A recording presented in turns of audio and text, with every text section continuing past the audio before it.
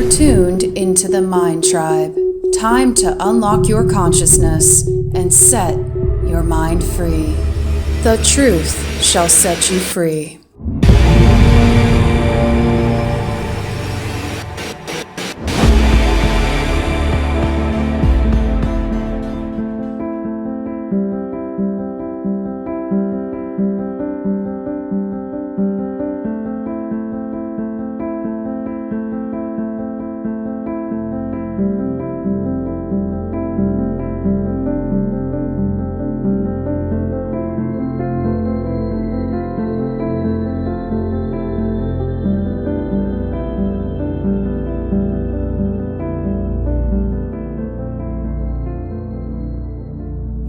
Well, that's up to your creative process. I'm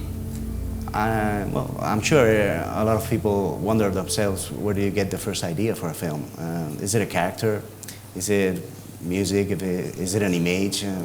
The first idea is, I always talk about it in terms of fishing. Yeah. So how do you get your first fish? It's a very weird thing. Mm-hmm. You have to go fishing, and you don't know what you're going to catch. So every day, maybe we all are on the lookout for ideas. Mm-hmm. And ideas come, but most ideas are not so thrilling. Mm-hmm. But once in a while, you catch an idea that is majorly thrilling. And I always say the same thing. I like ideas for two reasons. One is the idea itself, and the next is how cinema, let's say this medium of cinema, could say that idea. Mm-hmm. So an idea comes that I love the idea and I see what a cinema could do with this. I am so thrilled. But this idea may just be a tiny fraction of the whole film, but this came to me. So I focus on that, write it down, so in such a way that you remember that feeling. Then you think about that, focus on that, and more often than not, because that is a certain way, it will bring in fish to it and hook onto it, and a thing will start emerging, and little by little, a script will emerge. So that's how it goes. Hello. Hello. I was wondering, while you're shooting the movie, if you follow your screenplay, or it's more some kind of reference, and you prefer to swim into the improvisation in the set. No. I hate improvisation mostly. I follow the screenplay because those are the ideas that come. The screenplay is a chance to organize your ideas and get them in the right lineup. And so each thing that you write is written in a way that the idea will come back to you when you read it. So it's a blueprint for the house, like. And so when you work, you want to get everybody, you want to follow the script. Now, there's another thing. You could think that your script is complete, that it's the final thing. But I say you should always be on your toes, because something could come along that jumps it. Some things can come along, but then you suddenly, you maybe get an idea, but it's not part of this. It's some kind of thing that was triggered from something, but it's not part of this. But you write that down and put it in the box for later. Some happy accidents can happen while you're working. And a thing can come out and you say, oh, this is such a blessing. This is jumping this thing. How did I think this was finished? This is such a beautiful thing, because it's now much more complete. But you go along with your eyes open, your ears open, because something could come along and join to it that jumps it and that you can't believe. So, but basically you've got your ideas in order, and basically you follow the script. The question is, do my dreams help me with the films? If they appear in your films, if you inspire? No. I always say I've only gotten one big idea from a dream, but I always say I love daydreaming. I love to sit in a chair and daydream. And it's, to me, like fishing. And in fishing, we need patience. We need a pole and a hook and some bait. And for me, desiring for an idea is like a bait on a hook. So I like to sit and desire an idea that I could fall in love with, and I just start daydreaming, just like sitting on a little boat and fishing. And you don't know, but sometimes you'll get a nibble and catch something. And it may not be something you fall in love with, so you keep on fishing. Ideas are there, and we got to draw them in. And sometimes it's good to walk around or like go to Madrid or someplace to see if it conjures the idea. But nighttime dreams, only once did it come a big idea. What was it? Yeah. Okay, I'll tell you quickly.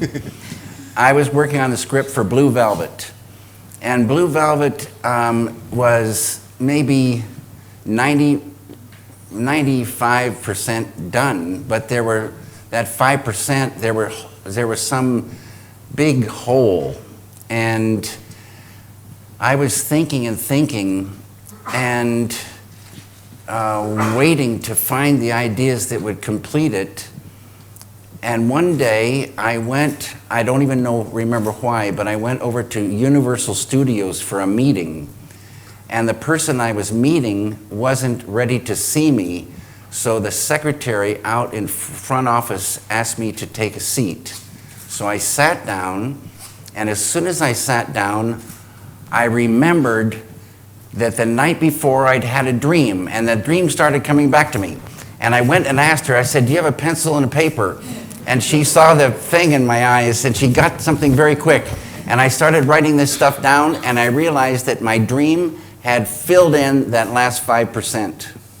That's great.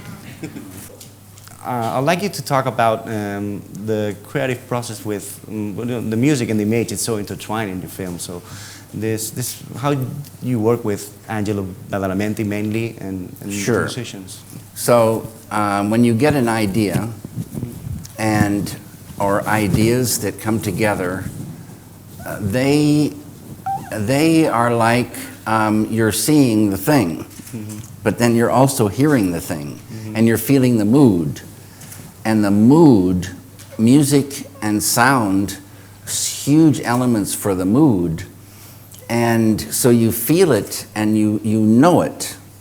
So the idea is to get every other department going along the line of those ideas. And you get these ideas, before you have the ideas, you have infinite possibilities. As soon as you get these ideas, they dictate a certain road. Not this road, not that road, just this road. And so you try to get everybody you work with to understand that road. And that happens by action and reaction. They say something, and then you say, no, this, and then they say something, and then you say, no, and then they say this, and you say yes. And then they say, okay, and then they do a little bit more, no, yeah, and then they got it. So all the things. So Angelo can write any kind of music. He's an incredible musician, incredible. So what music is he going to write? It would be ridiculous to give him the film and to say, write what you want to write. How ridiculous would that be? I mean, it might work, but 99 out of 100, it won't work. So you have to work with them to, and I have Angelo and I sit next to him on the piano bench. And so his hands are on the keys. And I start talking to Angelo about mood or different things. And he plays my words. And then I say, no. And I have to change my words, because those words made this, and that's not right. And I'm feeling it. And then I say new words, and he plays those words. No. I have to change my words. I say new words. Angelo plays. Angelo. you know, Angelo? And he starts going, and pretty fast, he finds a thing that is satisfying the necessary mood for that thing. Mm-hmm. And that's one way we work. Another way is we might make music through this system that just exists on its own, and we call it firewood. So I can go over this pile or this pile or this pile and see if something works later. I don't want to manipulate anybody. I want to, to me, that would be a very bad thing. I want to realize these ideas in the way they came and the way they thrilled me. So I always say I have to understand what these things mean for me. And so sometimes I get an idea and I don't really understand the idea. I love it, and so I have to think about it and think about it and think about it and think about it, and a kind of understanding will come. And then I kind of own it more. So I have an idea that I love, I see a way cinema can do this idea, and I understand this idea. But even for actors or other people working on it's not so important that they understand everything. What's important is they do the thing so it's true to the idea. And then if it feels correct to me based on the idea, then I hope it feels that same way for the viewers. But every viewer is different.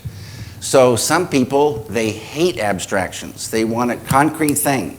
Some love to go in the world and just not know where they are.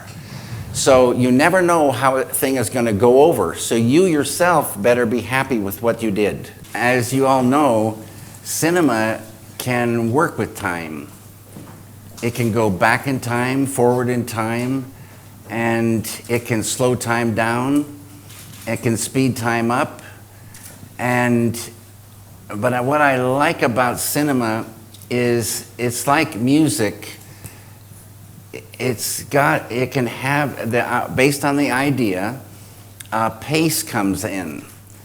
And the pace is so important to me, how it flows, how these sounds come in, how big they get, how they go out, and how the thing goes. And each scene sort of has a flow, and it has to do with time, but it has to do with a feeling of how time needs to go. So, and it can, like I always say, cinema can say concrete things and very abstract things like music. It can get into a strange time of dreams and dream logic, as cinema can say. Hi, Mr. Lynch. Good night. My question is, what advice would you give to young people here in Spain that are looking to enter the world of cinema? What advice would I give before entering the world of cinema? Yeah, to young people here in Spain that are looking to enter in the world of cinema. Yeah. Okay.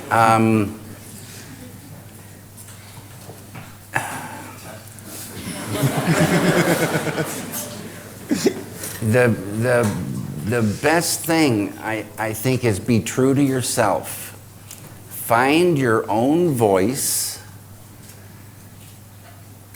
Be true to the ideas. I always say, never turn down a good idea, but never take a bad idea. Be true to the ideas, be true to yourself. If you want to die the death, sign a contract where you don't have final cut. But if you want to live a healthy life, never make a film without final cut.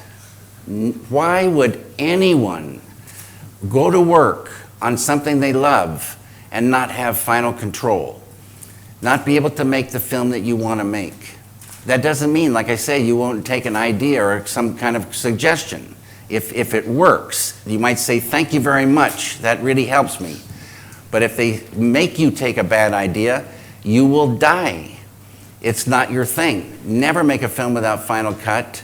Be true to the ideas, be true to yourself, don't take no for an answer, and don't walk away from any element until it feels correct. You might be working along, somebody says, we got to get out of this set, we got to get out of this place right now, and you say, I haven't got it yet. They say, I don't care, it looked good to me, or something like this. No, no, no, no. You stay there till it gets, you say, this is, I've got it, this is correct. And every single element. And then the thing has a chance to hold together as a whole. And then you put something out in the world. You can never control how that thing is going to go. If the big studios knew the secret of how to, make things go, they would be trillionaires. Audiences are funny. The most important thing is that you love what you did the best you could in every element, in every way. And this is a big happiness. Even if you don't make a nickel, you've got that great feeling. And chances are maybe something will happen and you'll make a success in money terms. But you can't count on that. Now, if you make something that you don't love and you sold out and you make the money, that money just won't make you so happy. It won't do it. Well, thank you very much, Mr. Lynch, for this time. It's been wonderful. Carlos, thank you very much, and thank you all for being here.